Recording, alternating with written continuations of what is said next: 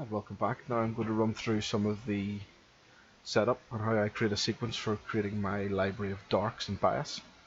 So typically what I do is I start with a blank sequence like we have here, and I will change the name to, and I call it library. You don't tick any of these options because you don't need them. Again, we have this, so I will create a folder, and this is just how I do it, and I would call that library. Click OK.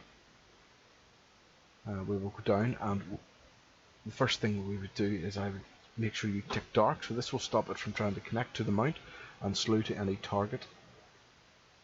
So I will be shooting, I want to make a new library of ISO 400. So I generally grab 30 shots of each. So I will go with an exposure of 1 minute.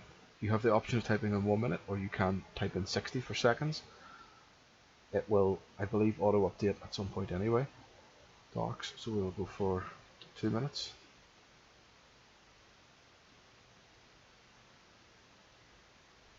You just follow this process on through.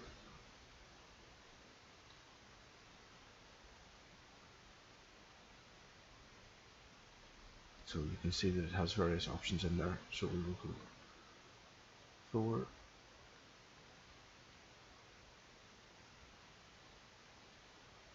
And I tend to just grab them at everything. At 5, I'll go to 6, I'll skip 7, go to 8, and then go 10. So I'll add another event, and one more. So this is going to be 6 minutes, 8 minutes,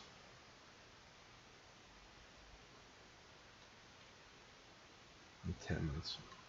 I think it would have to be a very faint target for me to want to take on 10 minutes at the minute. So I have an f4 scope, so 10 minutes gets me a lot of exposures.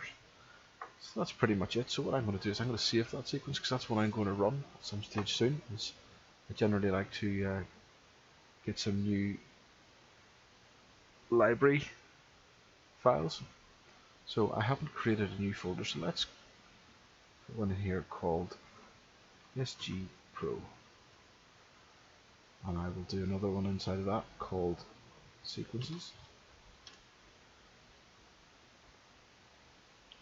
And that's as simple as that. Then if I am closing down, so say I'll just open up a new sequence, I can do Control O, or if you wish, you can do File, Open Sequence, and that will load that back in for me. And that is all that it really takes. You can see here actually that it has updated the exposures from 1 minute and it's converted them into seconds. For taking library darks, I have a powered cool box, the sort of 12-volt powered thing you would put in the boot of a car when you're going for a long day trip and you want to keep something cold. And I put the camera inside that with it's quite a stiff bubble wrap cover, and I just set that over the top for any drips that come down off the cooler. And I will run that. I will only run it when it's dark, and this light does seem to seep into it, especially on the long 10-minute exposures. And I will run that overnight in the shed and grab as many frames as I need. To do a run like this is 7.5 hours, so in the winter that's no problem. On a cloudy night you can pull that easily. In the summer I would generally split that up over a couple of nights. So to do that I would maybe come in, oh that's right, so I hadn't ticked those, so that's actually 19 hours. So even in the dead of winter you won't get that in one night. So what you might want to do is split it up and think how many hours of sunlight. There's 5 hours. I'll run that tonight. Tomorrow night you can attempt some more, or you can mix and match whatever you feel you need to do. I think that's everything there, so thanks for listening.